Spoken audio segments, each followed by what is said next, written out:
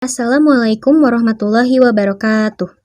Perkenalkan, kami dari kelompok 2, kelas 10 MIPA 8 yang beranggotakan Annisa Nasyawala, Ashraful Anam, Fauza Nafiza Ahmad, Muhammad Nur Fauzi, Sakia Nurul Hafizah, dan Syakira Indria Naila akan mempresentasikan pengidentifikasian teks laporan hasil observasi berjudul Vaksin COVID-19.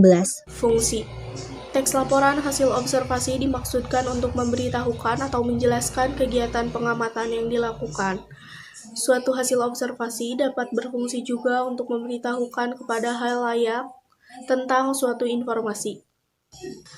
Jumlah kasus infeksi virus corona di Indonesia kian meningkat. Mengingat hal ini, sudah sepatutnya kita mulai menghentikan penyebarannya dengan patuh pada protokol kesehatan dan mengikuti vaksinasi. Namun, masih banyak warga Indonesia yang tidak mau divaksin karena berita bohong yang marak disebarkan. Lalu, apa sebenarnya vaksin COVID-19 itu? Mengapa teks ini teridentifikasi sebagai paragraf pembuka? Paragraf pembuka sifatnya opsional dalam sebuah teks laporan hasil observasi. Meskipun begitu, paragraf pembuka bertujuan membuat teks lebih menarik untuk dibaca dan untuk menghantarkan pembaca ke definisi umumnya. Vaksin COVID-19 merupakan sediaan biologis yang berupaya untuk menurunkan kesakitan dan kematian dan mendorong terbentuknya kekebalan kelompok atau herd immunity. Sama halnya seperti vaksin pada umumnya, vaksin COVID-19 ini mengandung agen atau zat yang menyerupai virus corona, atau agen yang berupa virus corona yang telah dimatikan. Agen tersebut akan merangsang sistem imun agar dapat mengenali agen tersebut sebagai ancaman, menghancurkannya, dan mengingatnya. Agar sistem imun dapat kembali mengenali dan menghancurkan virus corona yang berhubungan dengan agen tersebut saat ditemui di masa depan.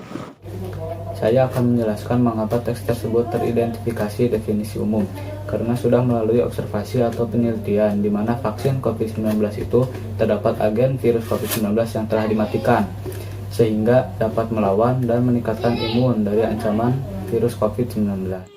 Terdapat 8 jenis vaksin COVID-19 di dunia dengan efikasi dan efek samping yang berbeda-beda. 5 diantaranya digunakan di Indonesia. Yang pertama ada vaksin Sinovac. Vaksin Sinovac merupakan vaksin COVID-19 yang diproduksi di Cina dengan efikasi mencapai 65,3%. Berisikan virus corona yang sudah dimatikan dengan efek samping meliputi pegal dan atau demam. Vaksin kedua ada vaksin AstraZeneca yakni vaksin COVID-19 yang dibuat dari virus hasil rekayasa genetika yang diproduksi di Inggris dengan efikasi sebesar 63,09%. Efek samping dari vaksin AstraZeneca meliputi gatal, nyeri otot, demam, dan mual. Ketiga, ada vaksin Sinopharm. Vaksin Sinopharm yang tak jauh berbeda dari vaksin Sinovac dengan efikasi 79,34%. Efek samping vaksin Sinopharm meliputi kemarahan, sakit kepala, diare, dan batuk.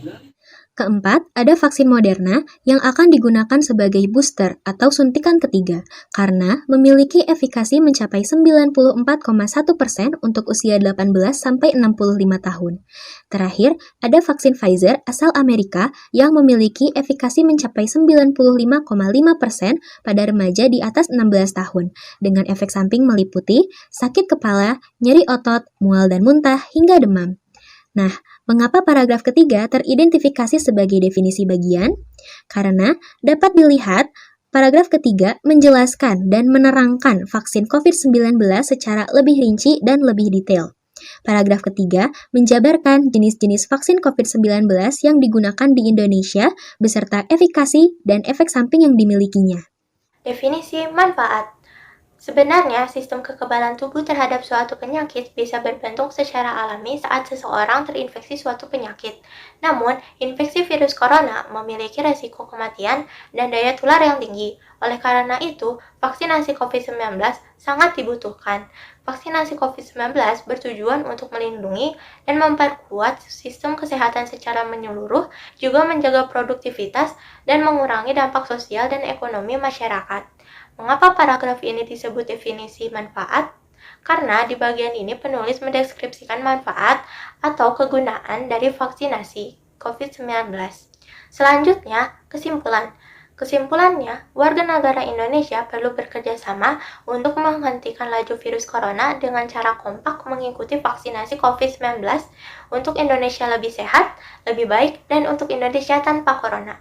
Kalau paragraf terakhir ini memaparkan dan menegaskan kembali maksud penulis-menulis teks ini, yaitu untuk membangun kesadaran masyarakat agar mau mengikuti vaksinasi di Indonesia. Di sini saya akan membacakan nomina atau kata benda yang dipakai dalam teks berjudul vaksin COVID-19. Yang pertama ada vaksin. Bibit penyakit, misalnya cacar yang sudah dilemahkan, digunakan untuk vaksinasi. Yang kedua ada vaksinasi. Penanaman bibit penyakit, misalnya cacar yang sudah dilemahkan ke dalam tubuh manusia agar orang atau binatang itu menjadi kebal terhadap penyakit tersebut. Yang ketiga ada virus, mikroorganisme yang tidak dapat dilihat dengan menggunakan mikroskop. Biasa hanya dapat dilihat dengan menggunakan mikroskop elektron, penyebab dan penular penyakit seperti cacar, influenza, dan rabies. Yang keempat ada imun, kebal terhadap suatu penyakit. Yang kelima ada efek, akibat pengaruh, samping, akibat atau gejala timbul secara tidak langsung di samping proses atau tujuan utamanya. Yang keenam ada resiko, akibat yang kurang menyenangkan, merugikan, membahayakan dari suatu perbuatan atau tindakan. Yang ketujuh ada infeksi, terkena hama, kemasukan bibit penyakit, ketularan penyakit, peradangan. Yang terakhir ada kompak, bersatu padu dalam menanggapi atau menghadapi suatu perkara dan sebagainya. Berapa verba atau kata kerja yang digunakan dalam teks berjudul vaksin COVID-19 ini? Paragraf 1, kata merupakan frasa memberi rupa, membentuk supaya berupa adalah. Paragraf 1, kata kedua, frasa beralih pada keadaan, peristiwa, masa, bulan, dan sebagainya. Yang lain berubah menjadi bertambah banyak, hebat, sangat, genting, dan sebagainya. Paragraf 2, menurunkan perasaannya, merendahkan derajat, kedudukan, dan sebagainya. Memerosotkan atau mengurangkan harga, nilai, dan sebagainya. Paragraf 2, merangsang katanya. Frasanya adalah menyebabkan timbulnya adanya sesuatu. Paragraf 3, kata digunakan, frasa dipakai, diambil manfaatnya. Paragraf 3, kata memiliki, frasa mempunyai. Paragraf 4, melindungi, frasanya menutupi supaya tidak terlihat atau tampak, tidak terkena panas, angin, atau udara dingin, dan sebagainya. Menyelamatkan atau memberi pertolongan, dan sebagainya, supaya terhindar dari mara bahaya. Paragraf kelima, kata menghentikan, frasa mengakhiri, menyudahi. Asifikasi atau pengimbuhan adalah proses pengimbuhan kata dengan mengimbuhkan afiks atau imbuhan pada bentuk dasar, baik bentuk dasar tunggal maupun kompleks. Dalam teks ini, beberapa asifikasi yang digunakan adalah: 1. Katanya menurunkan, jenisnya verba, imbuhannya mekan, kata dasar turun. 2. Katanya menghentikan, jenisnya verba, imbuhannya mekan, kata dasar henti. 3. Penyebaran, jenisnya nomina, imbuhan pean, kata dasar sebar. 4. Disebarkan, jenisnya verba, imbuhan di-kan, kata dasar sebar. 5. Mendorong, jenisnya verba, imbuhannya me, kata dasar dorong. 6. Kesehatan, jenisnya nomina, imbuhannya kean, kata dasarnya sehat. 7. Melindungi, jenisnya verba, imbuhannya mei, kata dasarnya lindung. 8. Mengurangi, jenisnya verba, imbuhannya mei, kata dasarnya kurang. 9. Mengingat, jenisnya verba, imbuhannya me, kata dasarnya ingat. 10. Merupakan, jenisnya verba, imbuhannya mekan, kata dasarnya rupa. B. Kalimat deskripsi. Kalimat deskripsi adalah kalimat yang memberi gambaran tentang suatu objek secara spesifik dan rinci. Kalimat deskripsi membantu pembaca untuk membayangkan apa yang dibicarakan seolah-olah dia melihat, merasakan, atau mengalaminya sendiri. Dalam teks ini terdapat beberapa kalimat deskripsi, di antaranya 1. Vaksin COVID-19 ini mengandung agen atau zat yang menyerupai virus corona, atau agen yang berupa virus corona yang telah dimatikan. 2. Efek sampingnya meliputi gatal, nyeri otot, demam, dan mual. 3. Infeksi virus corona memiliki risiko kematian dan daya tular yang tinggi. F. Kalimat simpleks dan kompleks. A. Kalimat simpleks. Kalimat simpleks adalah kalimat yang terdiri dari satu klausa atau satu struktur predikat. Dalam teks ini terdapat beberapa kalimat simpleks, di antaranya 1. Jumlah kasus infeksi virus corona di Indonesia kian meningkat. 2. Terdapat 8 jenis vaksin COVID-19 di dunia dengan efikasi dan efek samping yang berbeda-beda. Kalimat kompleks. Kalimat kompleks atau kalimat majemuk adalah kalimat yang memiliki dua atau lebih klausa. Kalimat kompleks dibagi menjadi dua macam, yaitu kalimat kompleks setara dan kompleks bertingkat. 1. Kalimat majemuk setara. Kalimat majemuk setara merupakan kalimat yang terdiri atas dua klausa atau lebih yang memiliki hubungan setara. Hubungan antar klausa dalam kalimat majemuk setara lazimnya ditandai dengan kehadiran konjungsi dan atau juga tetapi. Contoh kalimat majemuk setara dalam teks ini diantaranya 1. Vaksin COVID-19 merupakan sediaan biologi yang berupaya untuk menurunkan kesehatan dan kematian dan mendorong terbentuknya kekebalan kelompok. 2. Vaksin COVID-19 ini mengandung agen atau zat yang menyerupai virus corona atau agen yang berupa virus corona yang telah dimatikan.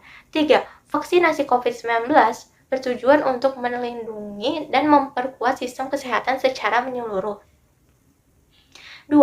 Kalimat majemuk bertingkat. Kalimat majemuk bertingkat juga terdiri atas dua klausa, tetapi salah satu klausanya merupakan perluasan.